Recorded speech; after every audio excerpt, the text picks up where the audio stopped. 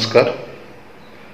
आज आपण inscribed angle theorem म्हणजे आंतरलिखित कोनाचे प्रमेय अभ्यासणार आहोत.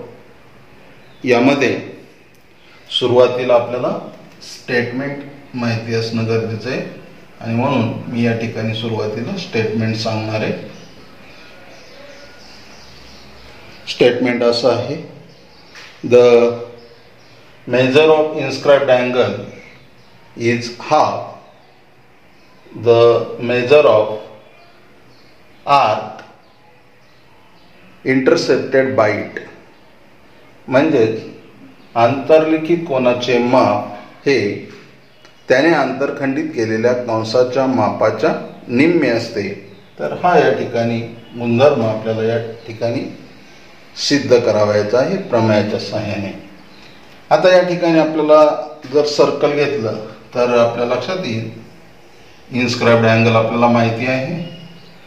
कन्सेप्ट ओ हा सेंटर आहे सर्कलचा असं गृहीत धरलं तर या ठिकाणी तीन स्थिती निर्माण होतात. तर हा सेंटर जो आहे हा एकतर त्या इन्स्क्राइब्ड अँगलच्या भुजेवर असेल, म्हणजे if the centre of the circle lies on the one arm of the angle, म्हणजे या ठिकाणी अशी स्थिती असू शकते. हा इन्स्क्राइब्ड अँगल आहे. याला समजा आपण या ठिकाणी नाव देऊ BAC. हा कोन्स जो आहे तो BDC इंटरसेप्टेड आर्क जो आहे याच्या निम्म बरोबर असेल.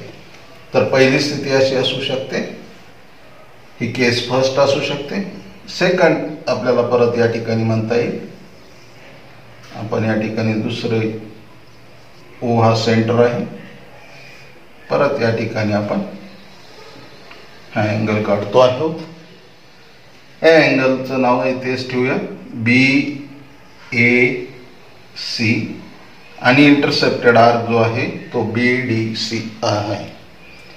म्हणजे या ठिकाणी हा जो the centre of the circle lies interior of the angle. तिसरी स्थिती असेल एक्सटेरियर ऑफ द अँगल. तिसरी स्थिती या ठिकाणी असेल, मी या ठिकाणी परत सेंटर ओज घेतो. हा जो अँगल असेल हा या पद्धतीने असू शकतो. इन्स्क्राइब्ड अँगल आहे हा BAC आणि BDC हा या ठिकाणी इंटरसेप्टेड आर्क आहे. अशा वेळेस आपल्याला या तिन्ही स्थितीमध्ये इन्स्क्राइब्ड अँगल थिअरम सिद्ध करायचा आहे. म्हणजेच काय, या अँगलचं माप जे आहे हा प्रत्येक ठिकाणी इन्स्क्राइब्ड झाला. या कंसामध्ये BAC या कंसामध्ये हा इन्स्क्राइब्ड अँगल झालेला आहे आणि याचा इंटरसेप्टेड आर्क आहे BDC प्रत्येक ठिकाणी. या तीन केसेस या ठिकाणी मिळू शकतात, केस फर्स्ट, केस सेकंड आणि केस थर्ड. केस फर्स्ट मध्ये the centre of the circle lies on one arm of the angle. Case second मध्ये the centre of the circle lies interior of the angle. आणि third case मध्ये the centre of the circle lies exterior of the angle. तर या तीन स्थिती या ठिकाणी आहेत. तिन्ही स्थितींचा अभ्यास आपल्याला इन्स्क्राइब्ड अँगल थिअरम मध्ये करावायचा आहे. आपण या ठिकाणी या तिन्हींच्या संदर्भात गिवन आणि टू प्रूव्ह हे सारखंच असणार आहे आणि म्हणून या ठिकाणी आधी गिवन आणि टू प्रूव्ह लिहू आणि नंतर एक एक केस बघूया. गिवन मध्ये आपण सुरुवातीला सर्कलची ओळख करून देतो आणि म्हणून या ठिकाणी आपण म्हणणार आहोत in a circle with center O. आणखी काय दिलेलं आहे आपल्याला, अँगल दिलेला आहे, इंटरसेप्टेड आर्क दिलेला आहे आणि इन्स्क्राइब्ड अँगल दिलेला आहे. Angle BAC is inscribed in the arc, कोणत्या आर्कने आत घेतलाय ते लिहायचंय. तो BAC याच आर्कने घेतलाय, आर्क BAC. त्याच्यानंतर आपल्याला इंटरसेप्टेड आर्क दिलाय हा BDC, आणि म्हणून या ठिकाणी आपण लिहूया arc BDC is intercepted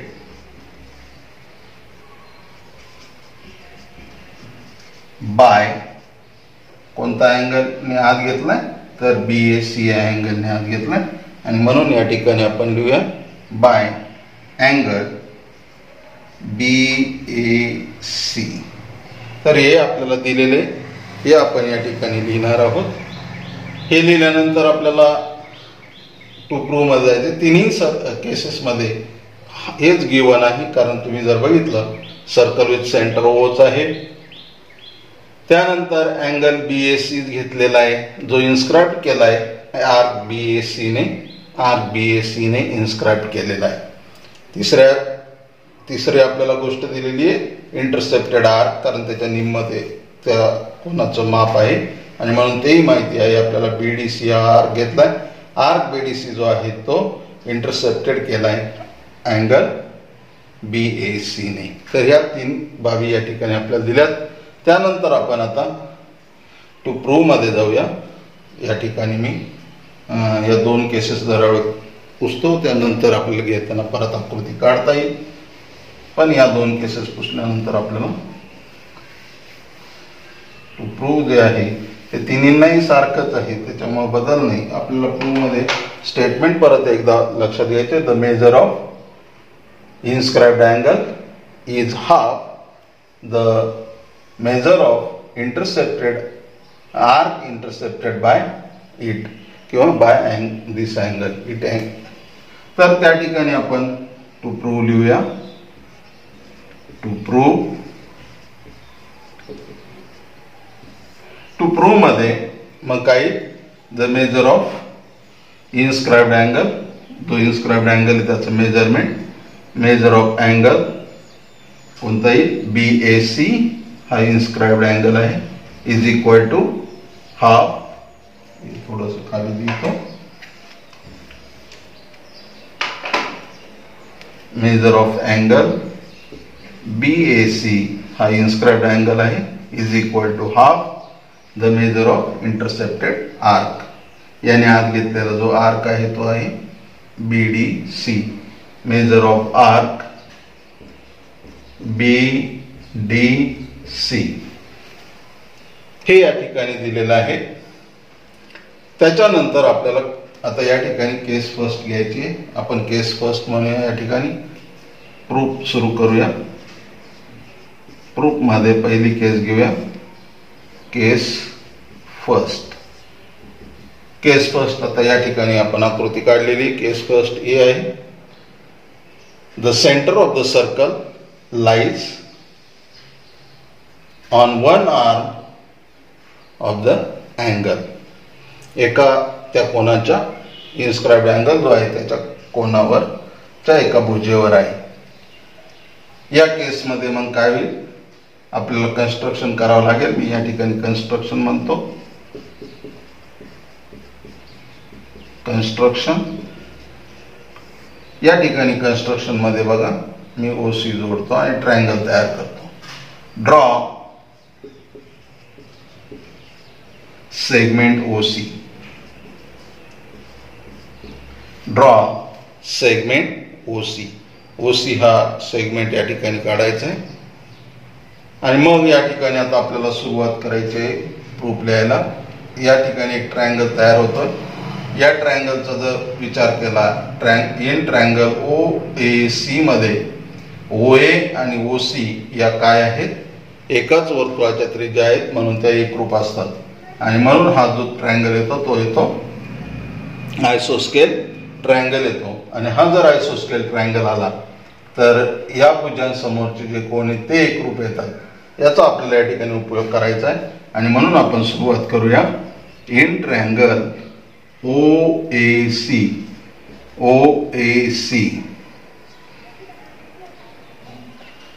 OA is equal to O C, O A is equal to O C. आणि रिझन देता येईल radii of same circle, radii of same circle. मग या ट्रायंगलमध्ये ओ ए आणि ओ सी जर सारखे असतील, हा आणि ही भुजा जर सारखी असेल तर हा आहे आयसोस्केल ट्रायंगल. हा जर आयसोस्केल ट्रायंगल असेल तर आपल्याला आयसोस्केल ट्रायंगल थेरम वापरायला हरकत नाही आणि म्हणून आपण आयसोस्केल ट्रायंगल थेरम वापरूया. देअरफोर या ठिकाणी लिहितो देअरफोर. मग आयसोस्केल ट्रायंगल मध्ये काय असतं तर एकरूप बाजू समोरचे कोण एकरूप असतात. मग या बाजू समोरचा हा कोण आणि या बाजू समोरचा हा कोण म्हणजेच ओ ए सी आणि ओ C B O C A हे दोन्ही कोण एकरूप होतील आयसोस्केल थेरम नुसार. या ठिकाणी आपण म्हणूया angle O A C is equal to angle O C A, O C A, theorem of आयसोस्केल ट्रायंगल.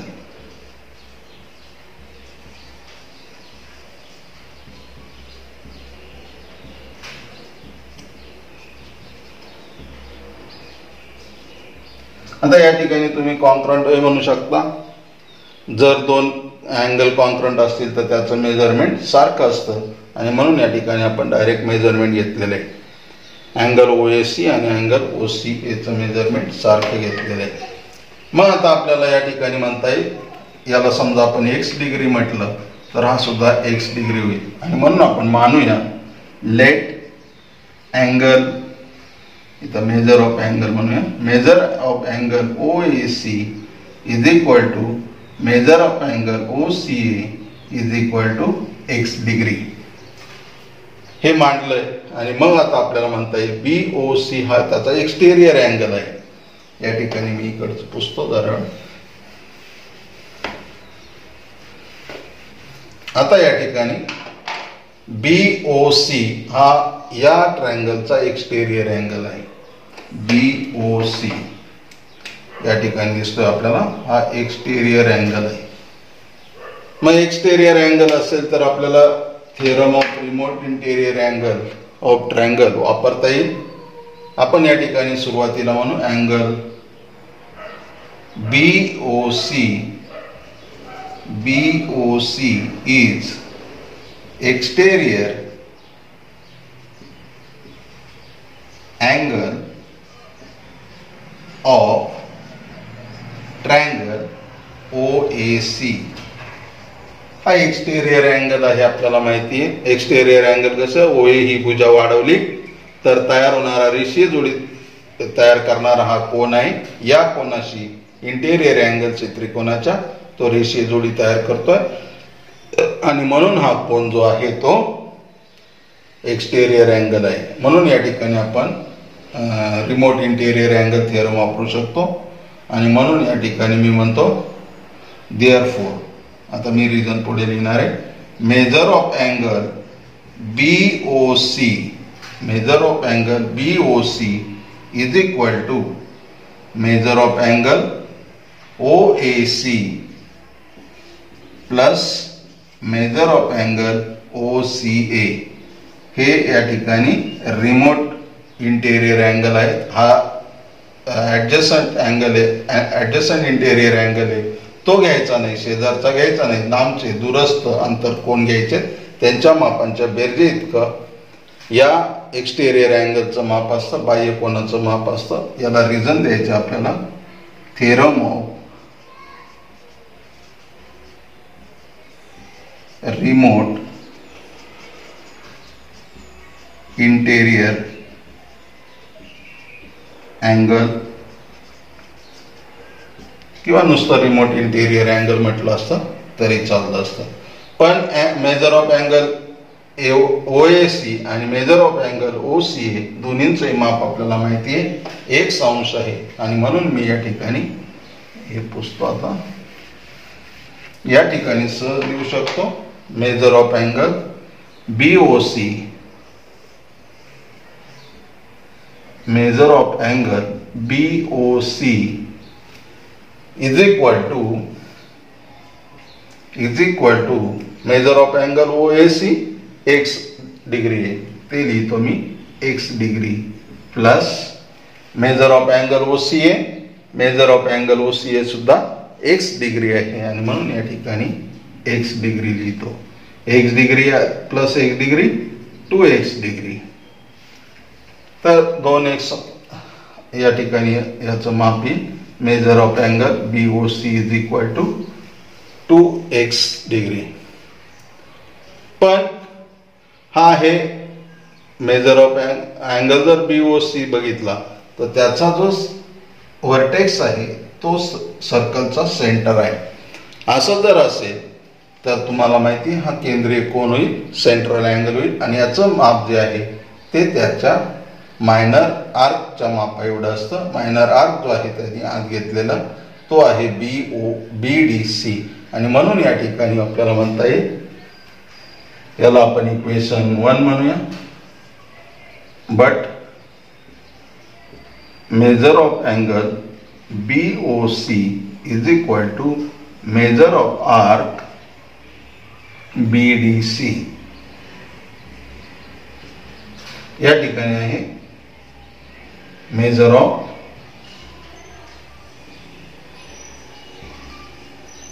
आर्क. जे संकल्पना आहे त्याचा वापर केलाय.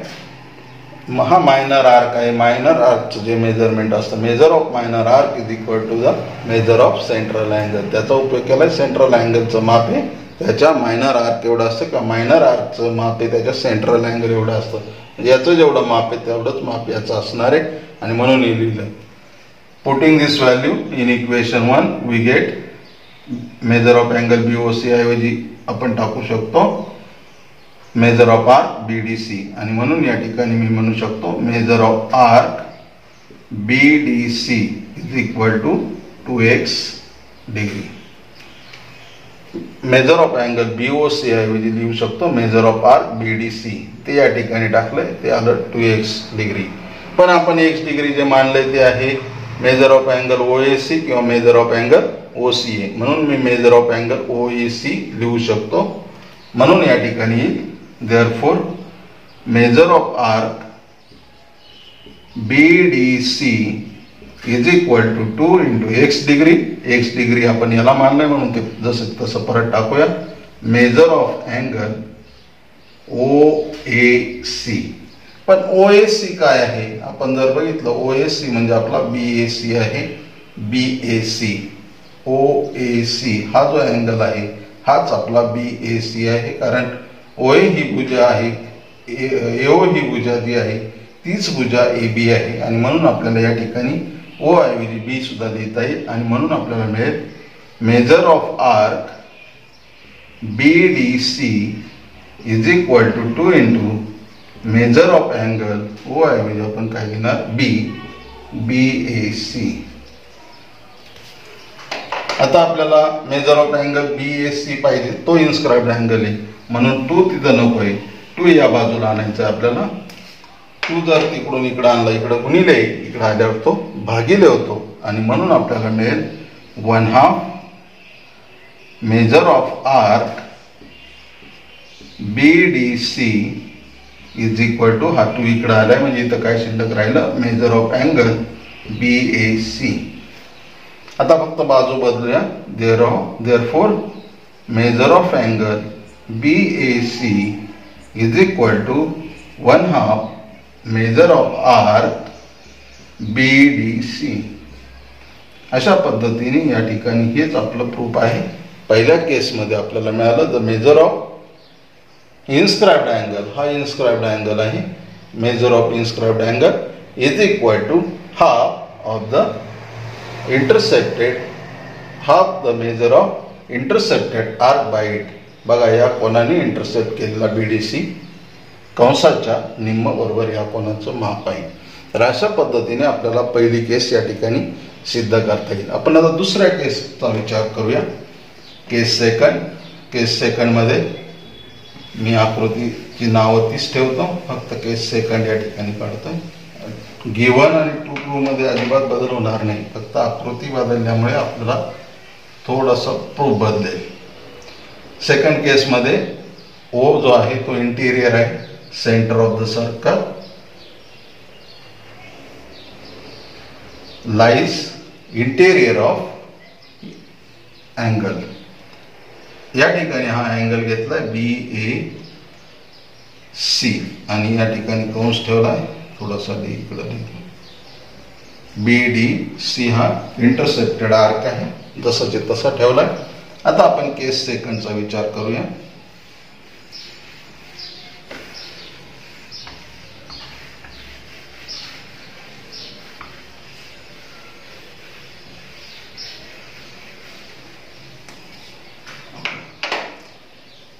केस सेकंड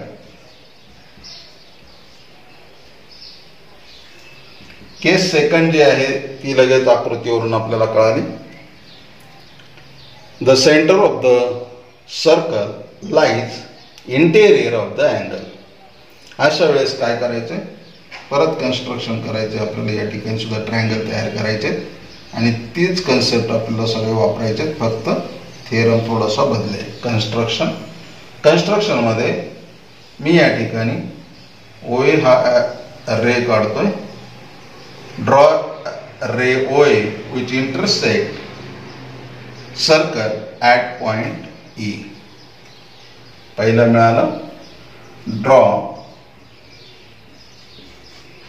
रे OA रे AO, OA नाही म्हणू शकत आपण, AO which intersect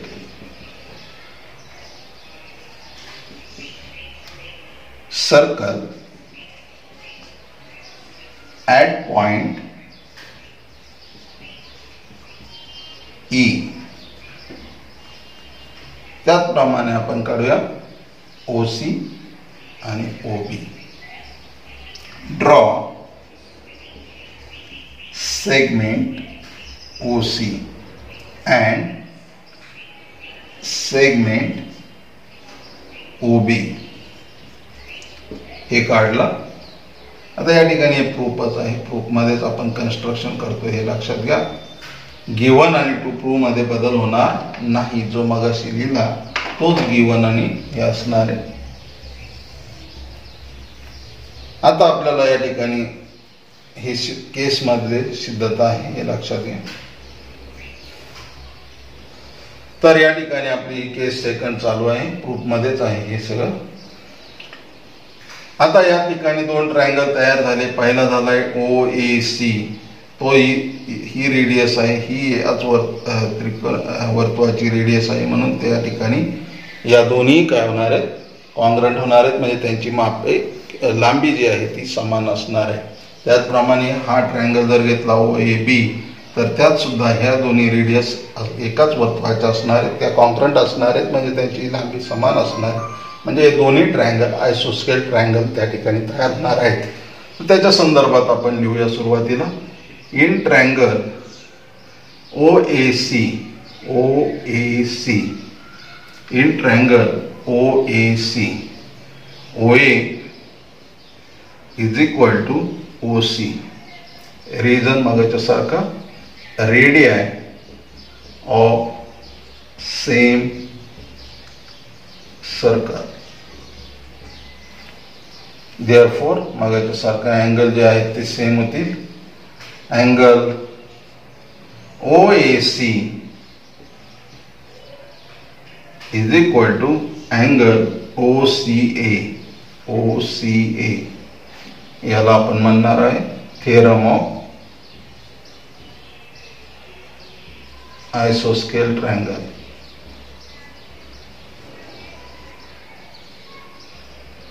आयसोस्केल triangle, theorem of आयसोस्केल ट्रायंगल. जसं केस फर्स्ट मध्ये बघितलं तसंच केस सेकंड मध्ये. परत या ठिकाणी आपण याला मानूया let measure of angle OAC is equal to measure of angle OCA is equal to x degree. म्हणजे हा या ठिकाणी x डिग्री होईल, हा या ठिकाणी x डिग्री होईल. परत याचा एक्सटेरियर अँगल जो आहे तो EOC आहे, तो EOC आपण या ठिकाणी घेऊया. मग डायरेक्ट या ठिकाणी म्हणतो मी angle EOC is exterior angle of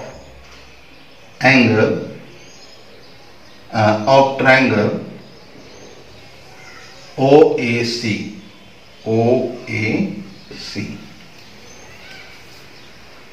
या ठिकाणी आता हा एक्सटेरियर अँगल आला, म्हणून आपण एक्सटेरियर अँगल थिअरम या ठिकाणी वापरू शकतो. आणि म्हणून मी या ठिकाणी लिहितो देअरफॉर मेजर ऑफ अँगल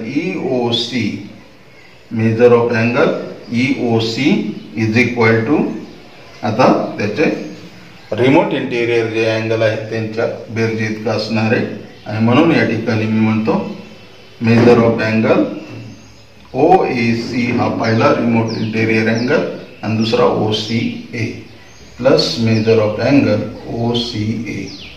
याला रिझन मागाच्या सारखं आपल्याला देता येईल theorem of remote interior angle. याची माप आपण मानली ती टाकूया, म्हणजे या ठिकाणी x degree plus x degree that is equal to 2x degree. Therefore measure of angle EOC is equal to 2x degree. पण मगाच्या सारखं मेजर ऑफ अँगल EOC म्हणजेच REC होईल. म्हणून या ठिकाणी आपण म्हणूया, या ठिकाणी डायरेक्ट म्हणतो measure of arc EC is equal to 2x degree. या ठिकाणी लक्षात घ्या कशाचा वापर केलाय, the measure of minor arc. हा सेंट्रल अँगल आहे EOC आणि म्हणून त्याच्या मायनर आर्कचं माप जे आहे ते काय येणार आहे, त्या सेंट्रल अँगल एवढं येणार आहे. म्हणून या ठिकाणी 2x आलंय. सिमिलरली आपण या ट्रायंगलचं सुद्धा म्हणू शकतो. सिमिलरली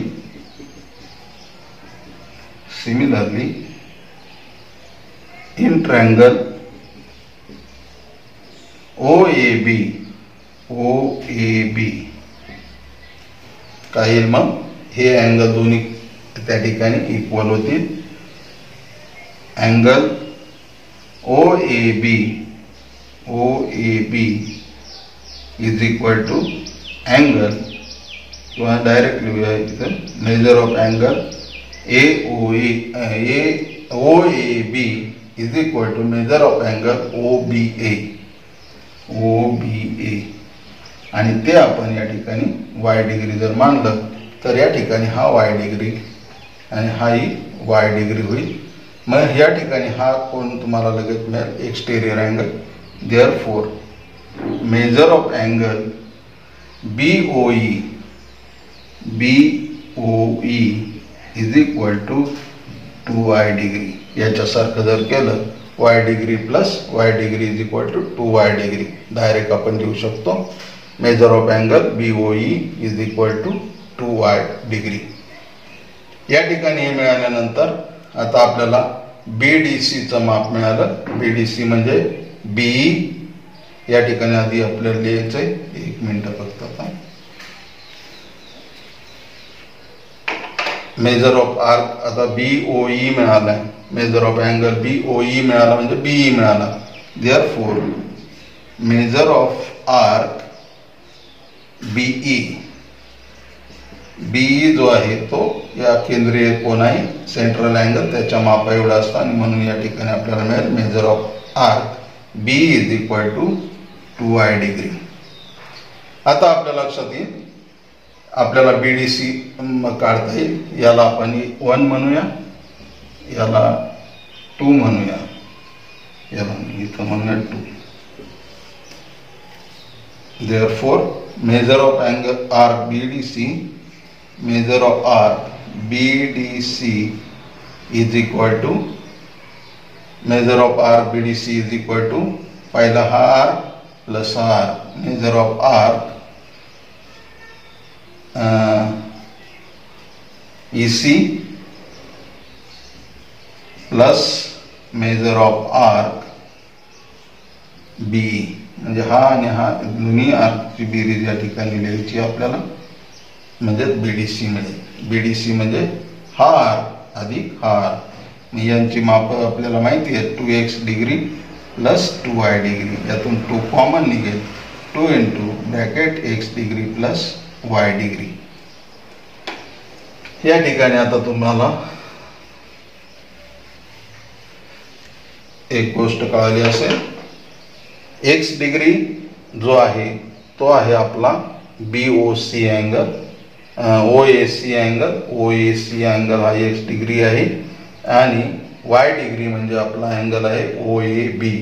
तर ह्या दोघांची बेरीज या ठिकाणी आहे, म्हणजेच आपला BAC हा अँगल या ठिकाणी मिळाला x degree plus y degree. Therefore आपण डायरेक्टली लिहूया measure of arc BDC is equal to 2 into measure of angle. आता याचं माप म्हणजेच काय, BACचं माप आहे x प्लस y, या ठिकाणी दिसेल मेजर ऑफ अँगल BAC. हा 2 इकडं मल्टिप्लाय इकडं आल्यावर डिवाइड होईल आणि मग बघायच्या सारखं आपल्याला मिळेल. Therefore 1/2 measure of arc BDC is equal to measure of angle BAC. फक्त आता बाजू बदलल्या तर ही सिद्धता या ठिकाणी संपणार आहे. तर ही केस सेकंड होती. आता याच पद्धतीने आपण केस थर्डही सिद्ध करू शकतो. तर अशा पद्धतीने केस थर्ड आपल्याला जर सिद्ध करायची असेल तर फक्त काय करायचंय, या ठिकाणी ट्रायंगल तयार करायचे 2 आणि त्या ठिकाणी फक्त डिफरन्स होईल, बाकी काहीच होणार नाही. तर अशा पद्धतीने ही सिद्धता आपल्याला पूर्ण करता येईल. धन्यवाद.